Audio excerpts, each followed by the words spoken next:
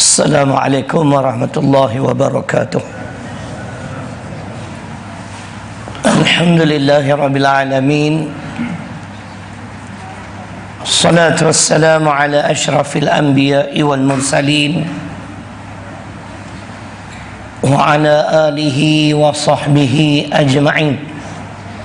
Rabbi shrah li sadri wa yassir li amri wahlul 'uqdatam min lisani yafqahu qawli. Wala hawla wala quwwata illa billahil aliyyil azim.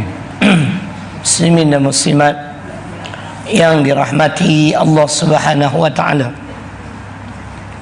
di dalam sebuah hadis Nabi sallallahu alaihi wasallam bersabda, "Thalathun muhlikatun, syuhun muta' wa hawan muttaba' wa i'jabur mar'i bi nafsih." Yang bermaksud ada 3 perkara yang mencelakakan manusia. Justru itu jangan kita memiliki sifat-sifat ini. Hadis ini terdapat dalam sebuah kitab karangan Dr. Yusuf Qaradawi, Presiden ulama sedunia. Jadi kalau presiden ulama sedunia ni kira hebat lah. Kalau presiden Satan Hoki tak hebat lagi kan? Beliau ada seorang ulama yang terkenal, mahir ilmu tafsir, hadis dan sebagainya, cukup hebat lah. Beliau ni dilucutkan ke warga negara. Warga negara beliau dilucutkan zaman sebelum Husni Mubarak ni. Sebab tu dia berhijrah ke Qatar, menjadi warga negara Qatar, kerana dia menentang kerajaan yang zalim. Pemimpin ni kalau dia lawan kerajaan, ulama ni kalau dia lawan kerajaan, confirm tak naik pangkat kan? Kalau kaki kipas boleh naik cepat sikit. Jadi Dr. Yusuf Qaradawi ni di antara dia lagi seorang adalah Syekh Muhammad Ali Al-Sabuni, ulama Syria. Baru ni dia ke Kedah, saya berkesempatan dengar ceramah dia. Umur dia 83 tahun. Dia menetap di Arab Saudi, juga kerajaatannya dilucut oleh kerajaan Syria. Dia yang ada ni lah Perak ni. Baik. Jadi Dr. Yusuf Qaradawi menyatakan ada 3 perkara, thalathun muhlikatun, 3 perkara yang mencelakakan manusia. Pertamanya ialah syuhun muta'. Apa maksudnya? Sifat bakhil yang diikuti. Jangan kita menjadi orang yang kedekut, orang yang bakhil. Jangan. Amat dicela oleh Islam. Nampak? Banyak dalil insya-Allah kita kemukakan. Orang yang tidak suka menafkahkan sebahagian harta bendanya, apatah lagi tak nak keluarkan zakat, lagi celaka. Apa? Di antaranya ayat 8 hingga 10 Suratul Lail, wal laili idza yaghsha, ayat 8 hingga 10. Wa amma man bakhil wastaghna wa kadzdzaba bil husna fasanuyassiruhu lil usra. Cuba dengar makna. Dan ada pun orang-orang yang bakhil. Pertama bakhil, dekut. Lebih bakhil daripada haji bakhil. Haji bakhil dia tak kedekut. Bila cikgu Murni pergi rumah dia, dia bagi 1000. Jadi kalau nak kutip derma, hantar cikgu perempuan, jangan hantar cikgu lelaki. Cikgu lelaki pergi, dia bagi RM1. Cikgu Murni dia bagi 1000. Dan ada pun orang-orang yang bakhil, kedekut. Yang kedua, wastaghna, dia merasakan dirinya serba cukup, dia tidak perlu kepada pertolongan Allah. Ini lagi satu. Jaga tuan-tuan, ingat, apa yang kita miliki ini sebenarnya adalah hasil kurniaan Allah. Jangan lupa pada Allah.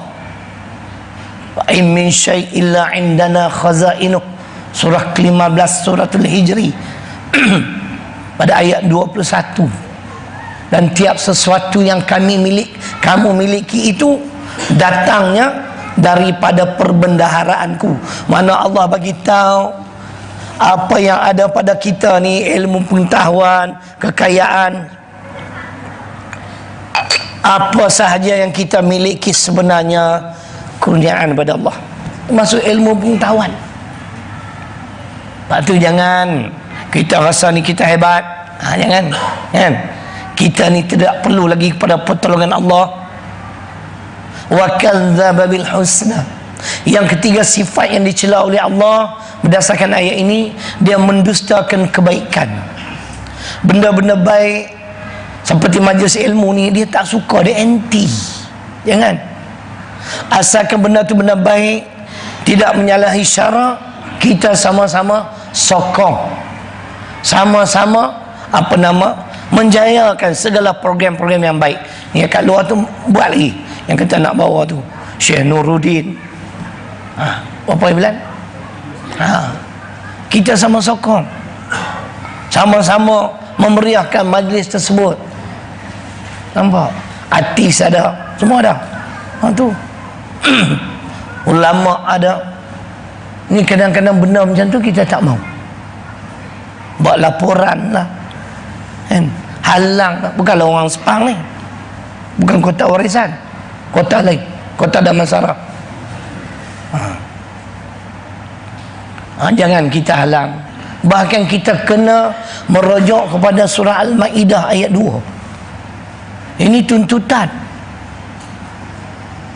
Wa ta'awanu 'alal birri wat taqwa. Kan dia suruh yang tu. Dan tolong menolonglah kamu dalam perkara-perkara kebaikan dan peningkatan ketakwaan.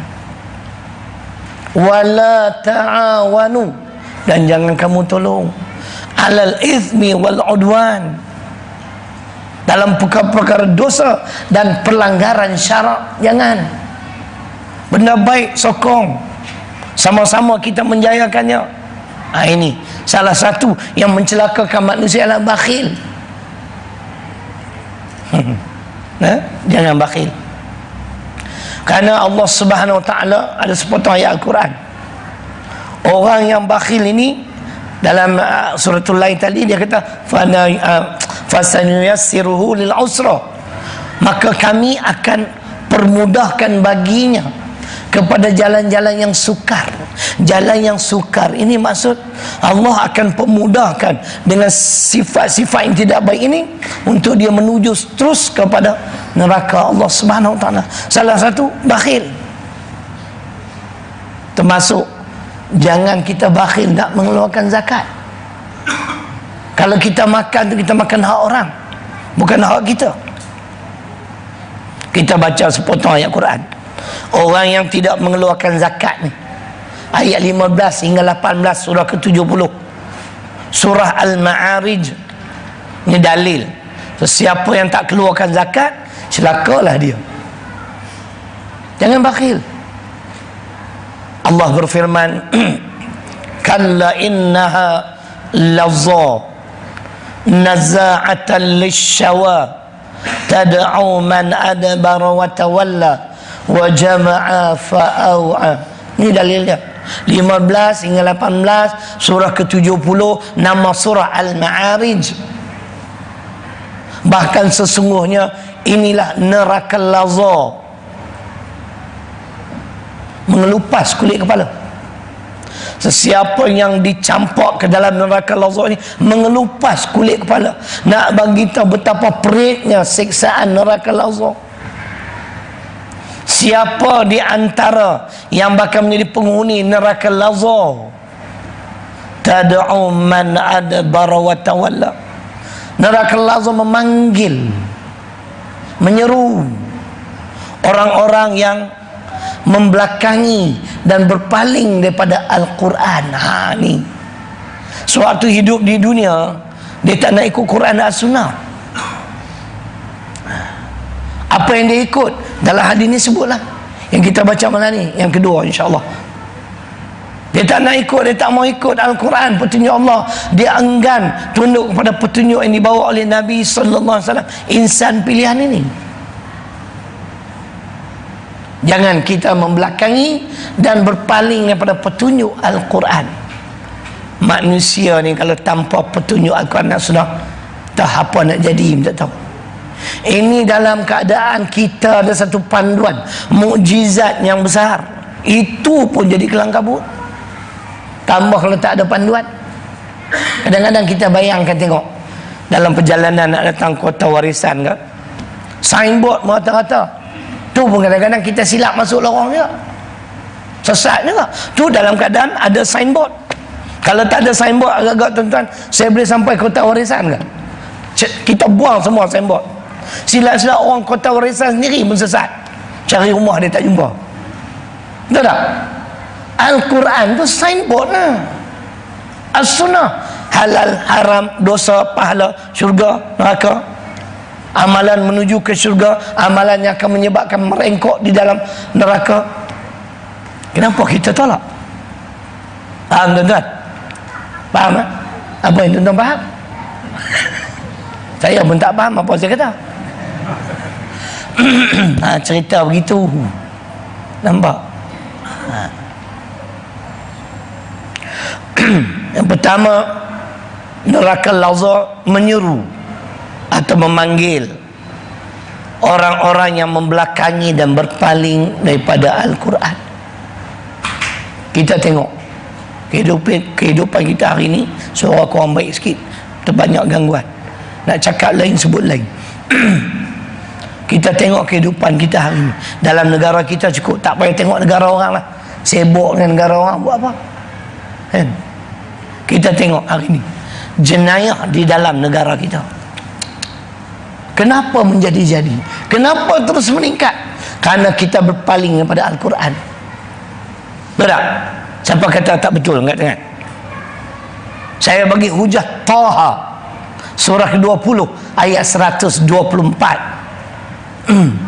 Wa man a'rada an dzikri fa inna lahu ma'isyatan dhanka. Kan Tuhan sebut ayat 124 surah ke-20 Taha. Sebentar lagi saya bawa hadis lah. Takkan tak percaya aku kan? Rujukan kita paling utama Al-Quran, yang kedua As-Sunnah. Kadang-kadang ada ayat-ayat Quran yang tak dapat kita fahami, tapi ditafsir oleh As-Sunnah. Mana? Macam hukuman rejam, tak ada dalam Quran, tapi As-Sunnah yang menerangkan kepada penzina yang sudah berkahwin.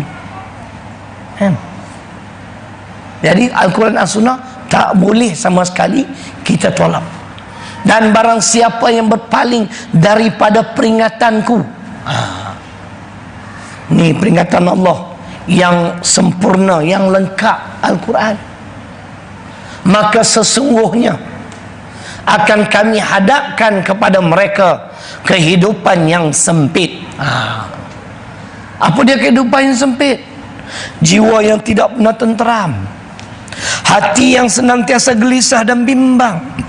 Kenapa? Jenayah terus menjadi-jadi hari-hari di Malaysia, betul tak?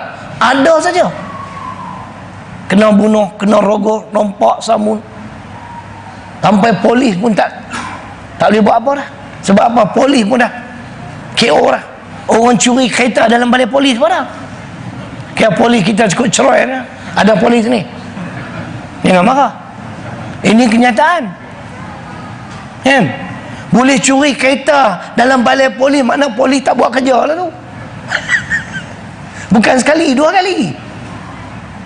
Kira sekarang ni penjenayah dah tak takut dah kan?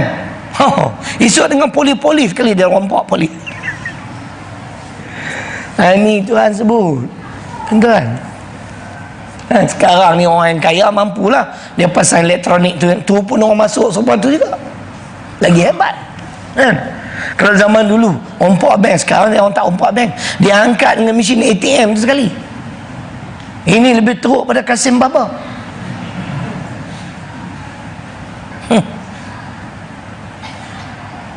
Untuk menyokong ayat Al-Quran ini, hadis riwayat Abu Daud, wa ma lam tahkum a'immatuhum bi kitabillah wa yatakhayyaru mimma anzalallah illa ja'alallahu ba'sahum bainahum. Apabila pemimpin satu kaum enggan, tak mau melaksanakan apa yang diturunkan oleh Allah yang terkandung dalam Al-Quran dan As-Sunnah, mereka tak mau. Dia pernah buat undang-undang peraturan hidup sendiri, dan mereka tidak mau menjadikan Al-Quran dan As-Sunnah sebagai pilihan.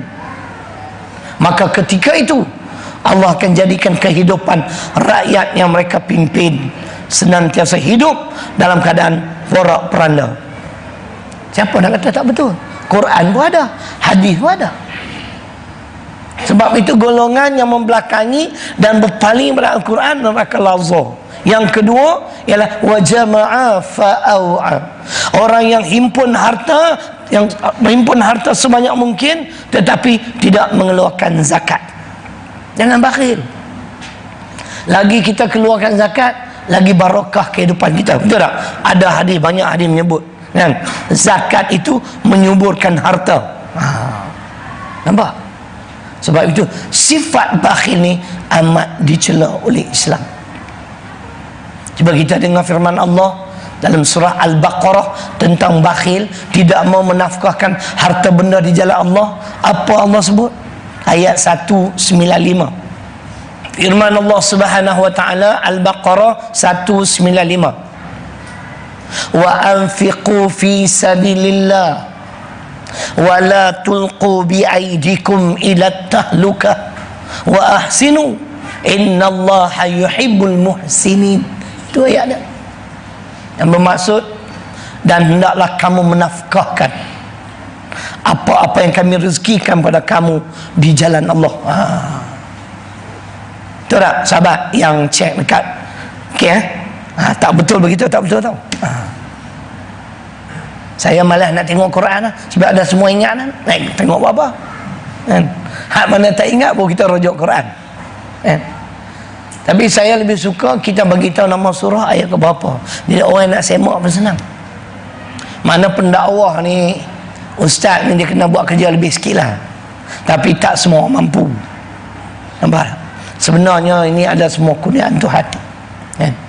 Ada sebahagian macam Dr. Rodi, ulama hadis Malaysia ni yang paling unggul dia lah, bekas dekan Universiti Sains Malaysia, anak Melayu pertama yang dapat PhD bidang hadis tuan-tuan.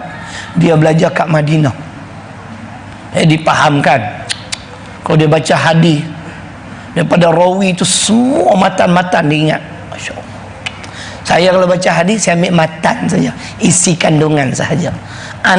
Sorry, tak boleh nak ingat banyak sangat nama sahabat tu, an Abi Hurairah, sat lagi tu bagi orang lain lah.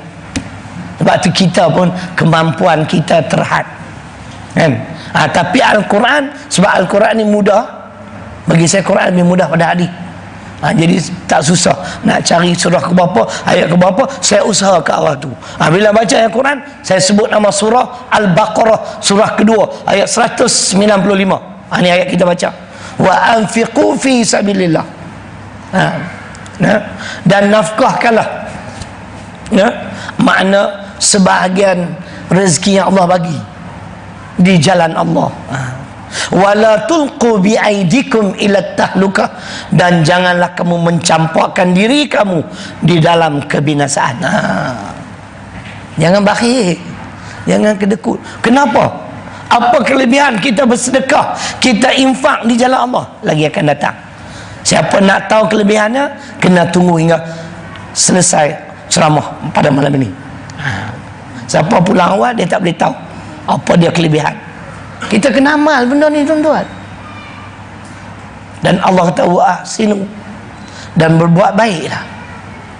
Innallaha innallaha yuhibbul muhsinin, sesungguhnya Allah suka pada orang-orang yang suka akan kebaikan. Kita ni dalam sebuah hadis riwayat Al-Baihaqi, sebaik-baik manusia ialah khairun nas anfa'uhum linnas. Sebaik-baik manusia ialah manusia yang memberi kebaikan kepada manusia lain. Sepatutnya begitu. Kita yang ada lebih-lebih, kita akan tak ada lebih langsung, kan? Takkan tak boleh sumbang pada mereka-mereka yang memerlukan bantuan, mereka-mereka yang kurang bernasib baik. Kita ni kira okey lah, betul tak tuan? Kan? Ni tengok di Palestin, makannya susah, hidupnya sengsara. Di Iraq, kita ni alhamdulillah makan tak habis-habis. Malah ni dah makan tu Imam? Tak ada. Air sejuk lah, kembung lah perut ustaz.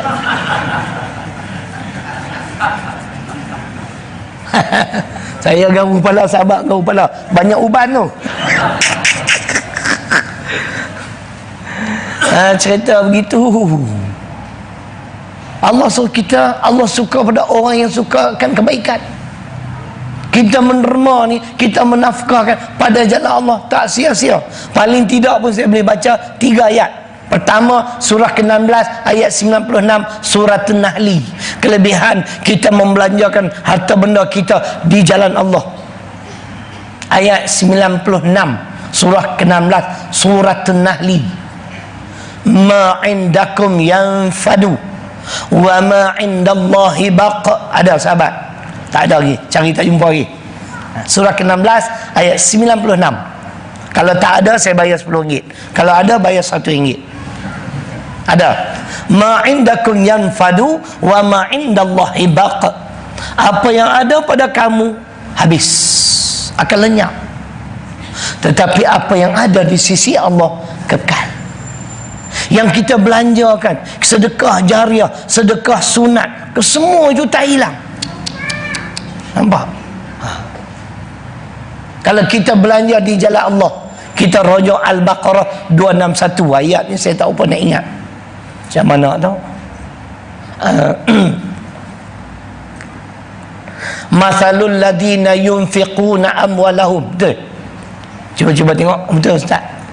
Masalul ladina yunfiquna amwalahum fi sabilillah. Bukannya kot. Cuba ambil Quran sekejap.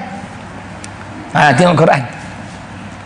Sahabat yang ada handset ni buka tengok. Baca sikit, insya-Allah saya boleh sambung lah. Lama dah tak baca ayat ni. Ayat 261 Al-Baqarah. Tak apa. Tuan baca tak apa. Nak pergi saya baca. Tak mau pahala.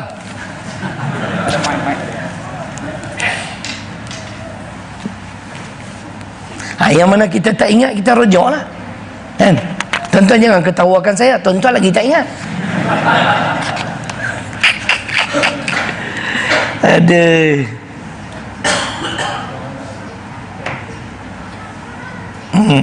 Mathalul ladina yunfiquna amwalahum fi sabilillah kamathali habatin ambatat sab'a sana bila fi kulli sumbulati mi'atu habbah wallahu yudha'ifu liman yasha wallahu wasi'un alim.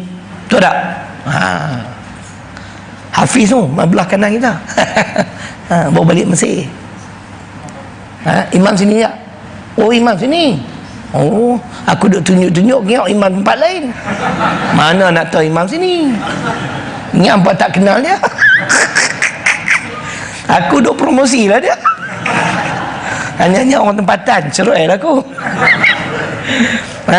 Ayat 261 Al-Baqarah menyatakan RM1 di sisi yang kita belanja pada jalan Allah, Allah beri ganjaran 700 ataupun mungkin lebih. Cuba kita bayangkan tu. Ayat yang ketiga, kelebihan kita menafkahkan sebahagian harta benda di jalan Allah. Surah Saba, surah ke-34 ayat 39. Kalau setelah kita dengar ni pun masih bakhil, saya pun habis modal. Kenapa tuan-tuan? Saya pilih hadis malam ni sebab malam ni nak kutip derma. Dah dengar takkan tak boleh bagi. wa ma anfaqtum min syai' fa huwa yukhlifu wa huwa khairur raziqin. Ada sahabat? Okey ya? Cantik. Dan apa-apa sesuatu yang kamu belanjakan, yakni di jalan Allah, nampak? Allah kata apa? Fahuwa yukhlifu, maka Allah akan memberi ganti. Tuhan nak bagi ganti, tak yakin kan? Wahwa, dan Allah itu khairul raziqin, sebaik-baik pemberi rezeki. Kalau Allah ni miskin tuan-tuan, mati kita. Sebab tu maha ni, perkataan maha ni hanya sesuai untuk Allah saja. Maha kaya, maha mengetahui, maha bijaksana. Manusia tak boleh meletakkan maha. Faham? Yang boleh mungkin seorang Mahathir, itu boleh. Kan? Maha kaya, maha perkasa, maha bijaksana, maha mengetahui, milik Tuhan saja. Tuhan kaya tuan-tuan. Kalaulah Tuhan tu miskin, kan, kita ni tak makan apa dah, mati ni. Dah lama dah dunia ni, daripada Adam sampai sekarang tak ada manusia yang mati kelaparan. Dia bagi ya, dah tak? Ini dia dalil. Apa maksud Allah akan ganti? Tidak semesti dalam bentuk wang ringgit. Kata Dr. Yusuf Qaradawi sekali lagi, dengar baik-baik, Allah akan memberi hidayah dan taufik kepada orang-orang yang kuat menafkahkan harta bendanya di jalan Allah. Itu dia. Ni yang kita nak. Hidayah, petunjuk. Taufik, pertolongan. Petunjuk tu dah dapat dah, faham dah. Kelebihan solat tahajud, tapi kita masih tak mampu nak buat. Duk masih terkejut. Faham, terkejut kan? Sekarang subuh pukul apa? 6-10 minit contoh, tak boleh bangun awal juga. Betulnya tak ada masalah, 5.30 boleh bangun. 5.30 mandi 15 minit, 5.45 hingga 6.10, 25 minit, 2 tahajud, 2 hajat, 1 witir cukup. Tak boleh nak bangun juga, kerana belum dapat kekuatan pertolongan, iaitu taufik. Bangun 5.30 sempat tahajud, tapi kalau bangun 7.30, yang tu terkejut namanya. Dah dengar, tapi kenapa tak ada kekuatan muslimat? Kerana kekuatan itu hanya pertolongan Tuhan saja. Jangan kata orang awam tuan-tuan, termasuk ustaz lah. Kalau Tuhan tak bagi pertolongan pada ustaz, ustaz pemalas baca Quran, ustaz pemalas bangun malam. Jadi sesiapa yang boleh dan mampu melakukan amalan-amalan sunat ni, jangan bangga diri. Sebenarnya adalah pertolongan Allah semata-mata. Di antara cara untuk mendapat pertolongan Allah, kuat menafkahkan harta benda di jalan Allah. Jangan bakhil. Ini soalan yang diajukan kepada Dr. Yusuf Qaradawi. Ayat 39 surah Sabah. Baik, habis satu bab. Satu bab pun setengah jam dah. Boleh sikit lagi? Boleh? Boleh tunggu sampai pukul 10 malam? Boleh tunggu? Tuan-tuan tunggu, saya nak balik asal lagi.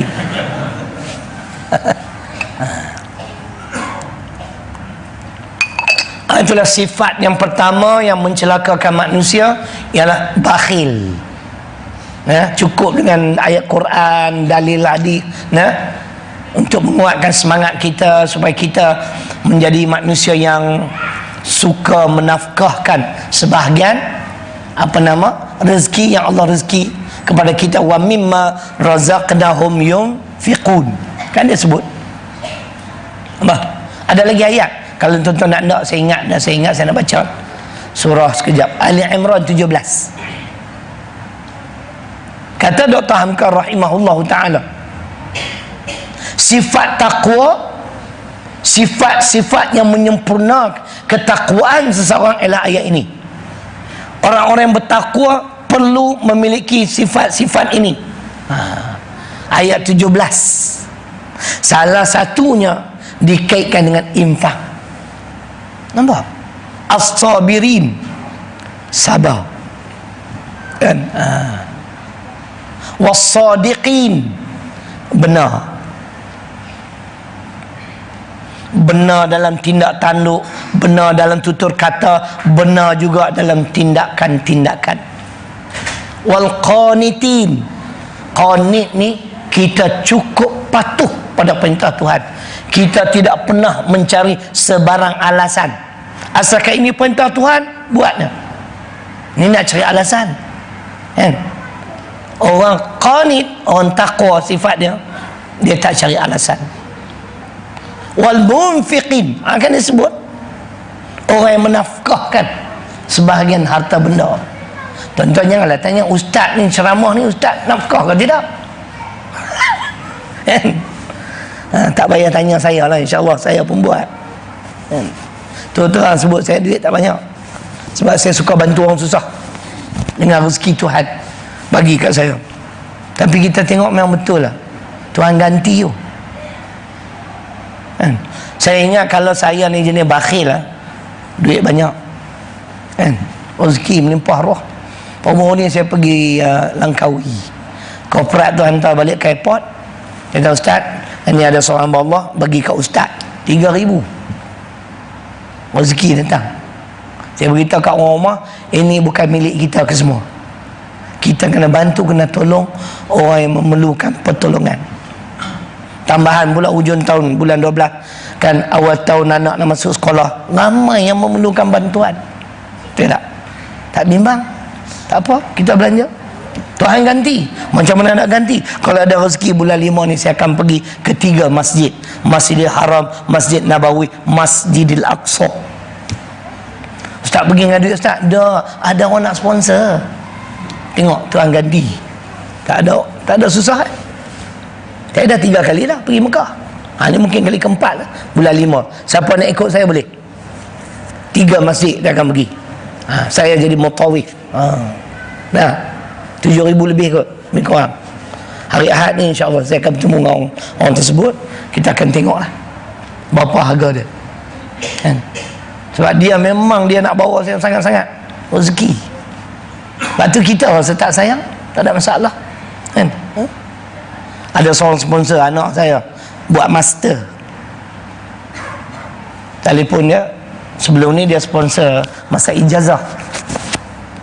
Jadi saya bagi tahu lah keputusan, terima kasih banyak, anak saya lulus cemerlang ijazah kelas pertama Usuluddin. Oh bagus ustaz, bagus. Atau apa cadangan anak ustaz? Anak saya ni dia nak sambung buat master, suruh dia sambung. Tak boleh sambung saja, kena ada duit saja. Sebelum ni kan dia sponsor 5 sen.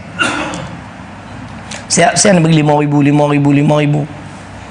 Okey, ustaz suruh dia kira berapa dia perlu untuk habiskan master dia. Anak saya kira lebih kurang 10,000. Telefon dia 10,000.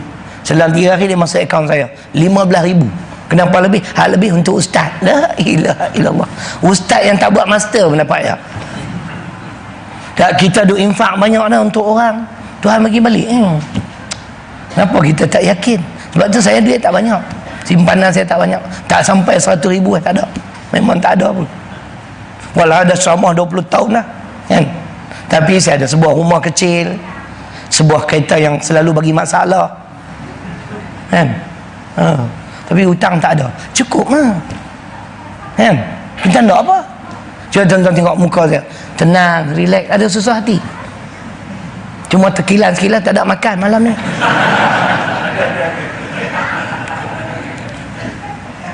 Nak pergi hilang ngantuk. Jadi infak lah tuan-tuan. Wal munfiqin, yang keempatnya orang yang suka menafkahkan. Wa mimma razaqnahum yunfiqun, Al-Baqarah. Yang kelima, wal mustaghfir. Baca tengok, as-sabirin was-sadiqin wal-qanitin wal mustaghfirin bil ashar, kan? Betul. Dan yang kelimanya, orang yang memohon keampunan Allah di waktu sahur. Apa maksud waktu sahur? Sebelum masuk subuh, dia dah ada atas tikar sejadah dah, istighfar, minta ampun. Ini sifat-sifat orang bertakwa yang menyempurnakan ketakwaan. Kata Dr. Hamka, salah satu menafkahkan sebahagian harta benda. Cukup bakhil, jangan bakhil. Yang kedua, yang mencelakakan manusia adalah wahawan muttaba'. Muttaba' bukan murtaba'. Yang dia ingat muttaba' lah. Hawa nafsu yang dituruti, ini bakal mencelakakan seseorang. Siapa yang tunduk kepada hawa nafsu pasti celaka kehidupan dia. Percayalah tuan-tuan. Hawa nafsu, kadang-kadang hawa nafsu makan. Cuba tengok Tuan Imam, kalau kita makan berlebihan, binasa tak kita? Kan? Terlalu kenyang. Buka puasa, minum ais 3 jam. 3 jam minum ais. Masa rokok, air keluar ke lubang hidung. Aduh. Kan? Kita baca firman Allah. Di antaranya surah Al-Qasas surah ke-28 di pertengahan ayat 50. Allah berfirman, "Wa man adallu mimman ittaba'a hawahu bighairi hudan minallah." Dan siapakah yang lebih sesat? Maknanya inilah yang paling sesat daripada orang-orang yang tunduk kepada hawa nafsunya. Apa saja keinginan hawa nafsunya, dia ikut, dia tunduk, dia turut, dengan tidak mendapat petunjuk daripada Allah Subhanahu wa ta'ala. Rugilah, celakalah golongan ini. Sebab itu hawa nafsu perlu dikekang, disekat, dibendung. Ayat yang kedua, kita baca hadis dulu lah tentang hawa nafsu. Dah ingat lah, la yu'minu ahadukum hatta yakuna hawahu taba'an lima ji'tu bih. Riwayat Imam Imam apa? Imam Ahmad dalam kitab hadis 40. Hadis 40 ada 42 hadis. Hadis yang saya baca ni hadis ke-41. Nabi bersabda, tidak sempurna keimanan seseorang kamu. Mana tidak sempurna iman kita ni sehingga hawa nafsunya, hawa nafsu kita tunduk kepada ajaran yang aku bawa. Kalau ada ajaran Islam yang dibawa oleh Nabi sallallahu alaihi wasallam, kita masih tak suka nak ikut, tuan, bermakna belum sempurna keimanan kita. Orang yang iman tak sempurna tak akan boleh masuk syurga. Tak? Untuk menyokong cerita hawa nafsu, hadis, kalau tak salah Imam Ahmad lah kot. Imam Ahmad, hadis ke-41. Kedudukan hadis ni hadis hasan, bukan dhaif, hadis hasan, hadis baik. Ayat Quran. Dalam ayat yang saya nak baca ni, Allah cerita ada manusia yang bertuhankan kepada hawa nafsu. Itu dia. Siapa boleh jawab? Siapa jawab dengan tepat, tu imam pun boleh, ustaz pun boleh. Apa maksud bertuhankan hawa nafsu? Siapa jawab dengan tepat, RM1. 1 saat sekarang habis. Nampak macam ustaz nak boleh jawab, Dalil Quran Al-Jathiyah ayat 23. Cuba dengar. Lepas ni baru saya terang apa maksud bertuhankan hawa nafsu. Kadang-kadang kita bukan sedar ni, kemungkinan kita memiliki sifat-sifat ini. Afara'aita man ittakhadha ilahahu hawa wa adallahu Allah ala ilmin. Maka apakah kamu tidak melihat orang-orang yang menjadikan hawa nafsunya sebagai Tuhan? Nampak? Dan Allah membiarkan dia di dalam kesesatan berdasarkan ilmu pengetahuan Allah. Allah tahu dah, dia ni, si Fulan ni, kerana dia bertuhankan hawa nafsu, hang panggil lah ustaz mana pun dia takkan terima. Panggil Syahril Long, dia terkeras sangat. Panggil ustaz ni, lembut sangat. Dia nak ada ustaz wasatiyah, sederhana, kan?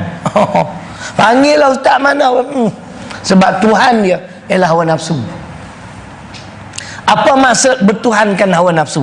Ingat sampai bila-bila ni dalam kitab tafsir Arab. Apa kitab Tak ingat nama kitab tu.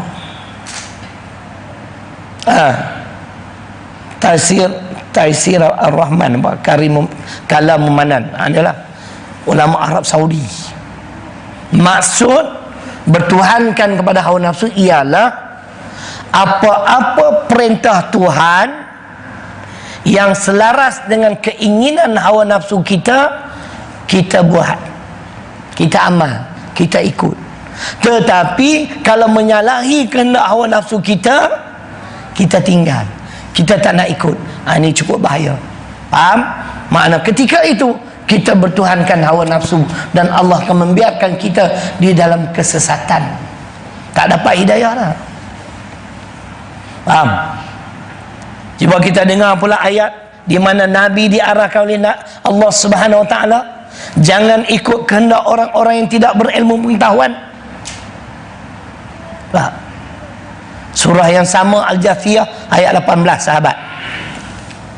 Tadi 23, ini 18. Thumma ja'alna ka'ala syari'atin minal amr fattabi'ha wa la tattabi' ahwa alladhina la ya'lamun. Ni Allah tunjukkan Nabi.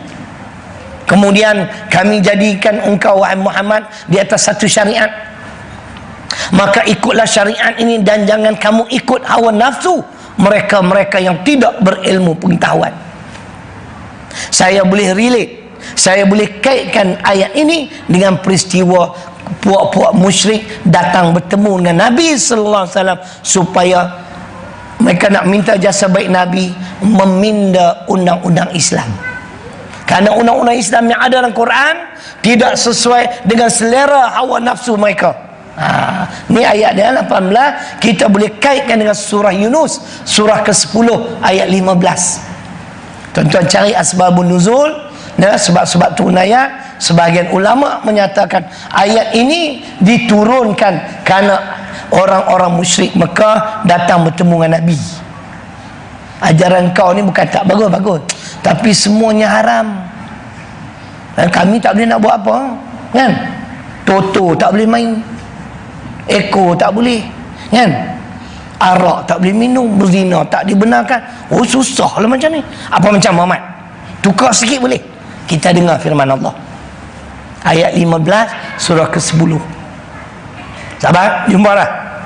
Wa idza tusla alaihim ayatuna bayyinat qala alladhina la yarjuna liqa'ana i'ti biquran ghairi hadha aw badilhu qul ma yakunu li an ubaddilahu min tilqa'i nafsi in attabi'u ila ma yuha ilai inni akhafu in asaitu rabbi adzaba yaumin azim. Betul tak? Betul. Al-Hafiz semak tak apalah. Rupanya imam sini. Ingat imam Pakistan ke Afrika Selatan ke? Tuan-tuan tengok sendirilah terjemahan dia. Tak apalah saya terjemahlah. Dan apabila dibaca ayat-ayat kami yang terang, yang jelas, maka berkatalah orang-orang yang tidak yakin adanya hari pertemuan dengan kami. Bapak musyriknya apa mereka kata? Mereka kata kepada Nabi, i'ti bi Quran ghairi hadha, bawakanlah kepada kami Quran yang lain daripada ini, au badilhu, atau kamu tukarlah sikit, janganlah semua haram, kan? Oh, susahlah kami. Allah bagi tahu kepada Nabi, katakanlah Muhammad, aku tidak berhak untuk meminda dari sisiku. Aku hanya sekadar mengikuti apa yang diwahyukan oleh Allah kepadaku sahaja. Kenapa? Kerana aku takut sekiranya aku durhaka pada Allah akan azab yang besar pada hari akhirat nanti. Nabi tak berani pindah undang-undang Allah, peraturan Allah, kerana bimbang, takut dengan azab yang besar di hari akhirat. Ulama mutakhir hari ini tak bimbang. Dia tak takut dengan hukuman Tuhan, tapi dia lebih takut pada pemimpin. Sebab tu dia kipas pemimpin. Dia pun nak hidup senang kan? Dia nak hidup senang, dia kipas pemimpin. Pagi tadi kita baca dah Pak Haji, contoh seorang ulama yang tunduk pada hawa nafsu kerana nak hidup mewah di dunia, akhirnya mati kafir. Al-A'raf 176. Hawa nafsu juga. Tuan-tuan ingatlah hujah hawa nafsu nak. Pertama saya bawa tadi Al-Qasas 50, kemudian diikuti dengan hadis riwayat Imam Ahmad, kemudian Al-Jathiyah 23, Al-Jathiyah 18, kemudian Yunus ayat 15. Kan? Ini nak baca sebelum 176. Saya ingat lagi satu, surah ke-23 Al-Mu'minun. Ini kisah ulama yang tunduk kepada hawa nafsu pemimpin. Saya ingat ayat ni sampai hari ni kerana yang mentafsirkan ayat ni adalah Dr. Harundin di USM pada tahun 1998. Dia baca orang ramai. Saya kebetulan ada di Penang malam tu, ada kuliah bulanan. Dia buat selepas Isyak, dia bacalah ayat ni, ayat 71 surah ke-23 Al-Mu'minun. Jangan keliru dengan Al-Mu'min tau. Al-Mu'min surah 40, Al-Mu'minun surah 23. Ada sahabat, ayat 71. Ya, hawa nafsu semua cerita ni. Walawit taba'al haq ahwa'ahum lafasadat as-samawati wal ard wa man fihin. Itu ayat dia. Dr. Harundin baca sekadar tu ya. Dan sekiranya kebenaran itu tunduk kepada hawa nafsu mereka, dia mentafsirkan kebenaran itu ialah ulama. Faham? Sebab ulama ni dia tahu yang mana benar, yang mana salah, batil, hak, betul tak? Dan kalaulah kebenaran itu tunduk kepada hawa nafsu mereka, hum di sini kata Dr. Harundin, saya ingat sampai hari ini, ialah pemimpin yang tidak mau pada Islam. Jadi bila ulama yang faham Islam tunduk kepada pemimpin yang tak mau pada Islam, Allah janji la fasadas, nescaya berlaku kerosakan. As-samawati wal ard wa man fihi, langit dan bumi dan apa yang ada di antara kedua-duanya, termasuk manusia, rakyat itu sendiri menjadi rosak, binasa kehidupan mereka. Betul tak? Siapa kata tak betul angkat tangan. Macam okey. Ini contoh ayat ulama yang tunduk pada kehendak hawa nafsu pemimpin yang tak mau pada Islam, disokong oleh kisah Bala'am bin Ba'ura. Al-A'raf surah ke-7 ayat 176. Al-A'raf ayat ni pun cerita Bala'am binasakan hawa nafsu. Kerana hawa nafsu nak hidup senang. Banyak kisah dia, tapi saya pilih yang agak menarik lah. Ia diminta oleh penentang-penentang Nabi Musa AS kan? Saya duduk bawah aircon dah sejuk semua ni. Oh patutlah. Boleh tutup sikit tak? Tutup boleh. Membazir karannya, pasang sikit-sikit sudah lah. Nanti saya keras jadi ais pula. Tengok kenapa ustaz tak cakap. Balik awal. Patutlah sejuk. Saya kalau sejuk tak tahan tuan-tuan. Kalau ceramah janganlah sejuk. Tapi tidur kena ada aircon. Ngada-ngada kita ni pun. Tak ada aircon payah. Baik. Ini kisah ulama yang tunduk pada hawa nafsu nak hidup senang. Celaka dia. Jadi kaum yang menentang Nabi Musa AS ni meminta jasa baik Bala'am bin Ba'ura, di mana beliau ini, kelebihan beliau, Tuhan mustajabkan doa dia. Di rumah homestay yang saya tinggal di sini, saya baca kisah tu. Dah tak ada kerja kan, nak tidur kan, tengok ada kitab-kitab bagus tak tu rumah tu, ada Quran, ada kitab. Saya buka-buka, terbaca kisah ni, kisah Bala'am bin Ba'ura. Dia banyak versi. Jadi dia cerita Bala'am bin Ba'ura lah yang berdoa sehingga Nabi Musa sesat 40 tahun. Jadi Nabi Musa berdoa pada Tuhan, kenapa aku boleh jadi sesat ni? Karena ada seorang hamba aku yang aku bagi kelebihan, Bala'am Ba'ura. Dia berdoa, oh dia lawan Musa, kata kalau dia lawan engkau, lawan aku, lawan engkau. lebih baik kau musnahkan dia. Akhirnya dia enggan bertaubat. Bala'am bin Ba'ra enggan bertaubat, dan dia tidak mengaku Tuhan itu sebagai Tuhan Allah itu sebagai pencipta alam. Nah, kerana kedegilannya dia mati kafir. Ini kisah dia. Nah, Bala'am bin Ba'ra, ulama Bani Israel, akhirnya mati kafir. Tuan-tuan tak bimbang lah, ulama pun boleh mati kafir. Saya ni ustaz lah, lagi bimbang. Tuan-tuan baru nak start. Kita baca ayatnya 176 surah ke-7, ayat yang panjang.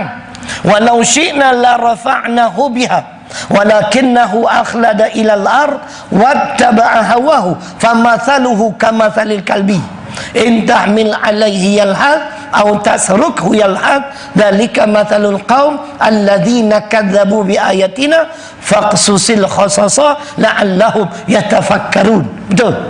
Okey tak ada satu kesalahan bayar saya RM1.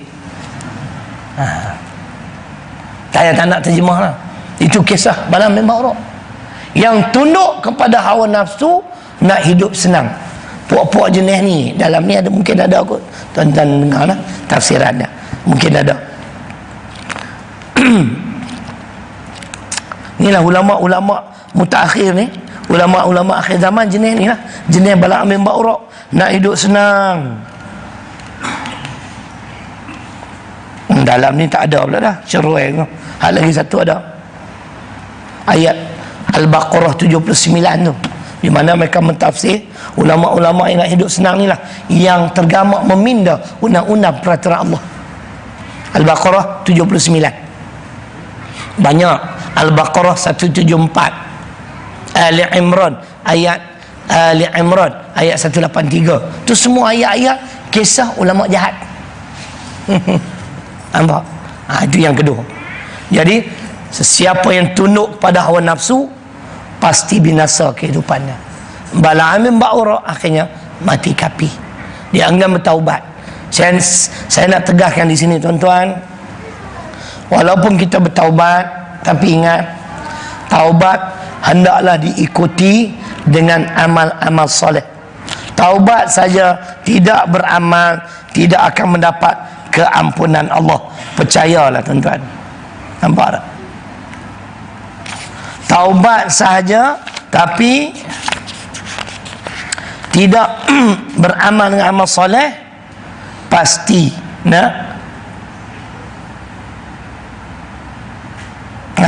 di sini ada tafsir. Kita bacalah ayat 89 Ali Imran.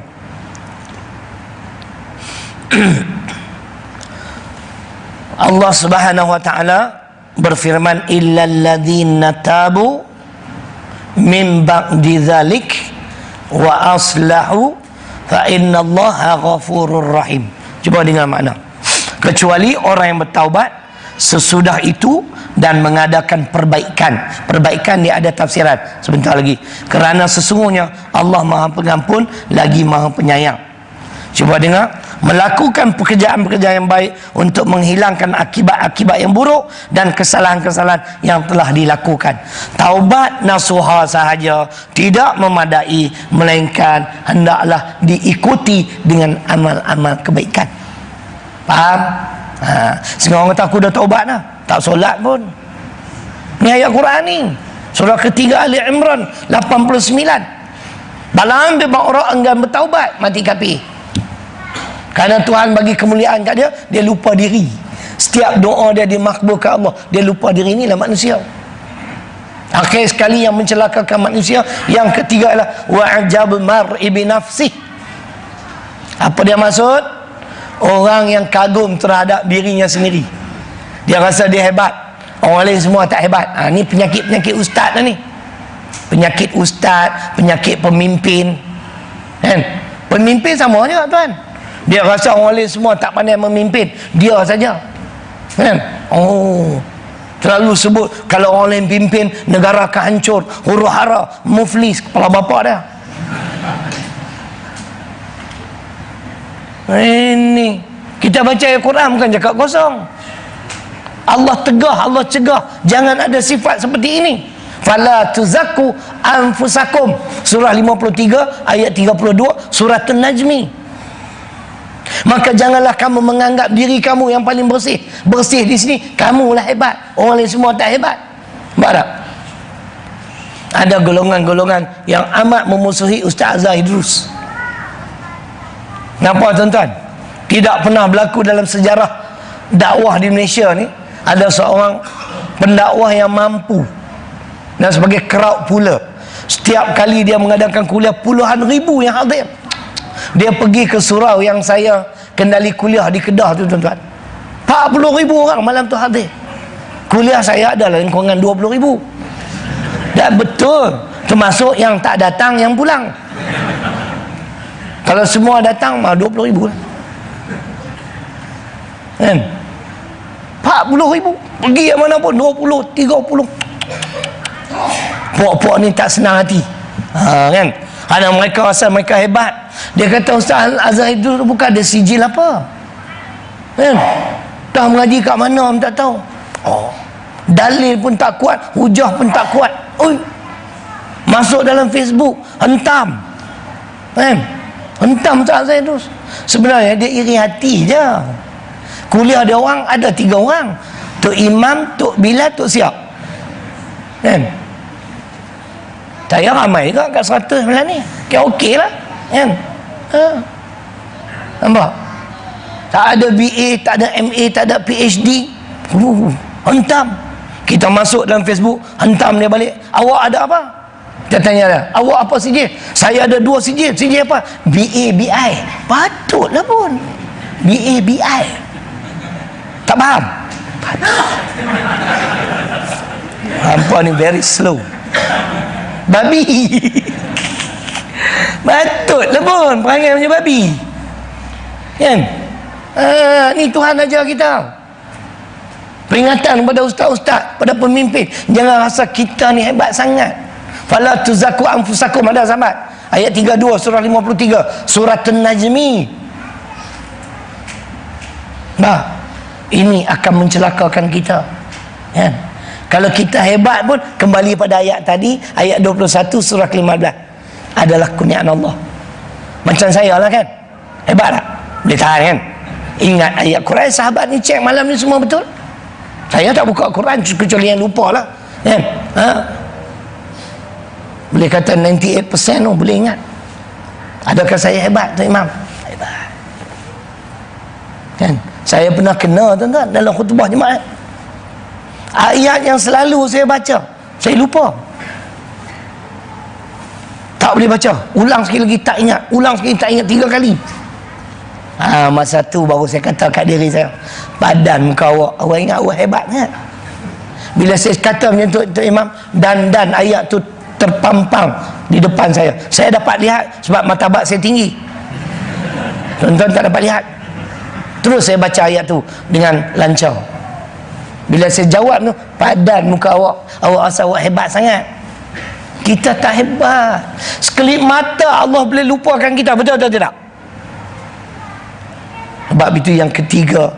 Jadi manusia akan benci kepada orang yang menganggap diri dia ni hebat sangat.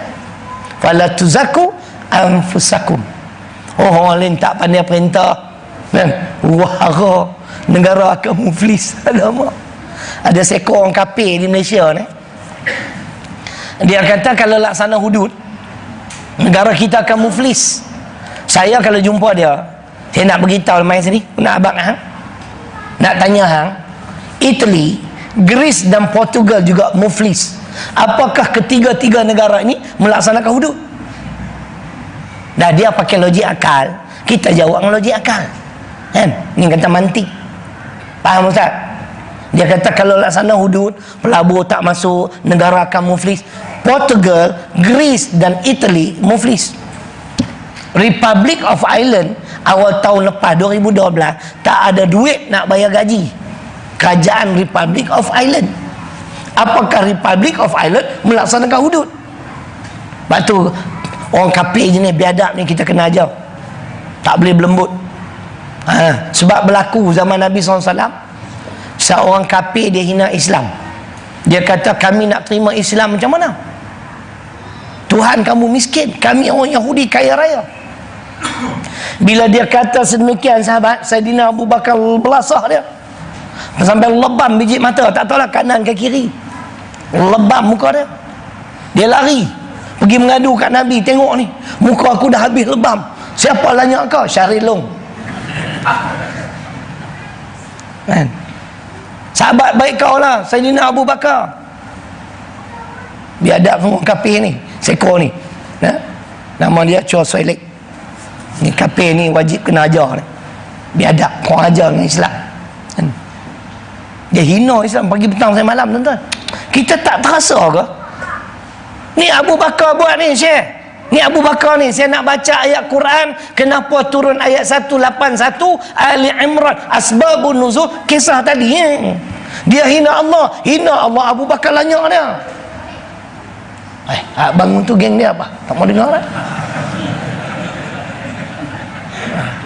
Ni masuk Bangla dah. Bangla mana reti dengar ceramah. Tuan-tuan, bila dia kena belasah, dia pergi mengadukan Nabi. Dia kata Nabi, dia kata Muhammad, kamu tengok aku ni, siapa buat kerja ni? Sahabat baik kamu Abu Bakar. Abu Bakar dipanggil, betul kau belasah dia? Betul. Kenapa? Dia hina Islam. Tanya Fanha, aku tak hina. Kerana dia berdusta, Allah turunkan ayat 181. Bukan sekadar membenarkan kata-kata Sayyidina Abu Bakar, tetapi membenarkan tindakan Sayyidina Abu Bakar. Tuan-tuan dah faham? Jadi tak berdosa di sisi Allah Abu Bakar belasah si kafir tadi kerana dia hina Islam. Laqad sami'allah qaulal ladzina qalu innallaha faqirun wa nahnu aghniya. Turun ayat 181 ini peristiwa yang tadi. Sesungguhnya kami mendengar perkataan orang-orang yang mengatakan Allah itu miskin dan kami golongan Yahudi adalah orang-orang kaya. Allah membenarkan Sayyidina Abu Bakar sekaligus membenarkan tindakan Sayyidina Abu Bakar membelasah orang kafir yang hina Islam. Lain kali tuan-tuan ingat, mana-mana orang kafir hina Islam, hampa belasah yang bagi can. Apa berani tak ni? Aku tak berani. Tapi kalau saya jumpa, saya nak kata kat dia, kan? Mind your words please, kan? Tolong jaga sikit. Jangan hina agama kami. Kami tak pernah hina agama kamu. Kalau nak jadi 13 Mei pun jadilah. Lantak apa? Saya pernah warning tuan-tuan, orang kanan dia lah. Kalau tuan-tuan baca The Star, ada satu artikel tu, nama dia Wong Chun Wai. Dia orang geng ni lah, Chua Soilik.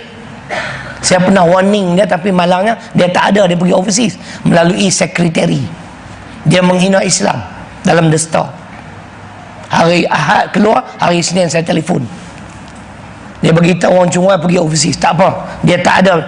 Tolong sampaikan aku punya ni, message ni, tolong jangan korang ajar dengan Islam. Sejak saya warning dia tuan, dia tak tulis dah yang pelik-pelik.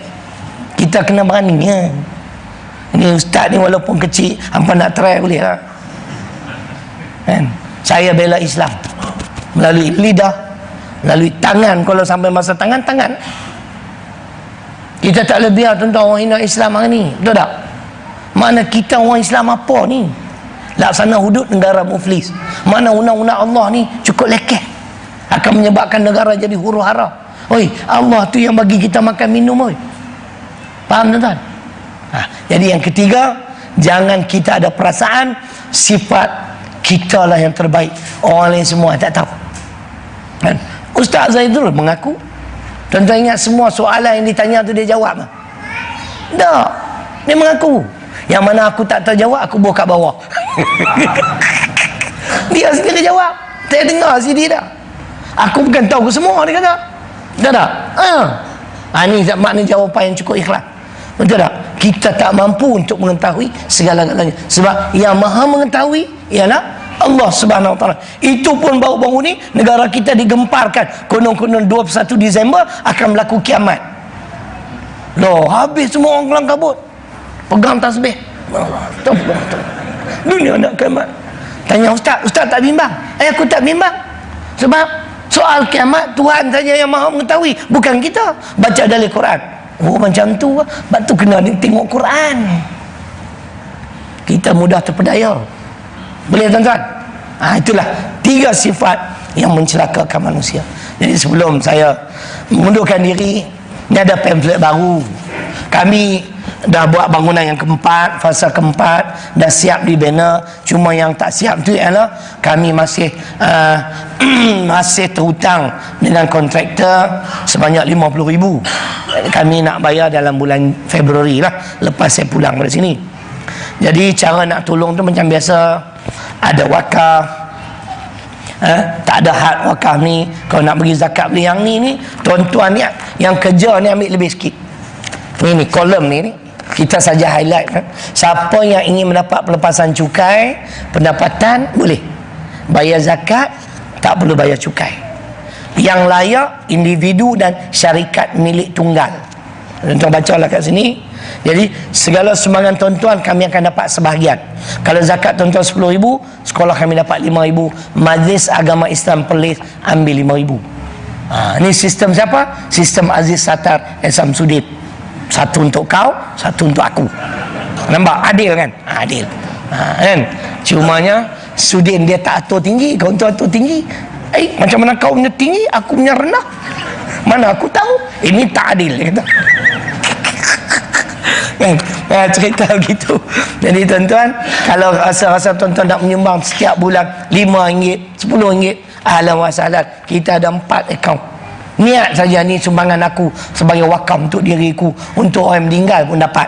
Kalau ada siapa kata orang meninggal kita buat tak dapat, tuan-tuan suruh dia rojok tafsir Pimpinan Ar-Rahman surah 53 surah An-Najmi ayat 39. Orang yang telah meninggal dunia kita buat kebaikan, niat pahala untuk dia dapat. Ulama kata, bukan saya. Kan? Yang duk petikai itu ustaz, satu kitab tafsir pun tak ada. Kan? Tuhan ni rahmat dia melimpah ruah, rahmat dia luas. Jadi yang dah mati kita niatlah. Jadi siapa yang nak buat sumbangan bulanan RM5, RM2, RM3 boleh masuk terus ke 3-4 bank, Maybank, CIMB, Bank Islam, dan yang terkini yang kami buka Afin Islamic. Jadi kalau malam ni siapa-siapa nak menyumbang nanti, nampak ada beg saya kan? Kalau boleh bagi penuh lah kan? Bagi penuh. Nanti kita letak kat belakang. InsyaAllah lepas pada isyak saya ada kuliah yang kedua. Saya akan bagilah lebih kurang 5 minit sebelum saya ke tempat yang kedua. Terima kasih. Ridwan kemaafan. Aqulu qawli hadha wa astaghfirullahaladzim li wa lakum. Assalamualaikum warahmatullahi wabarakatuh.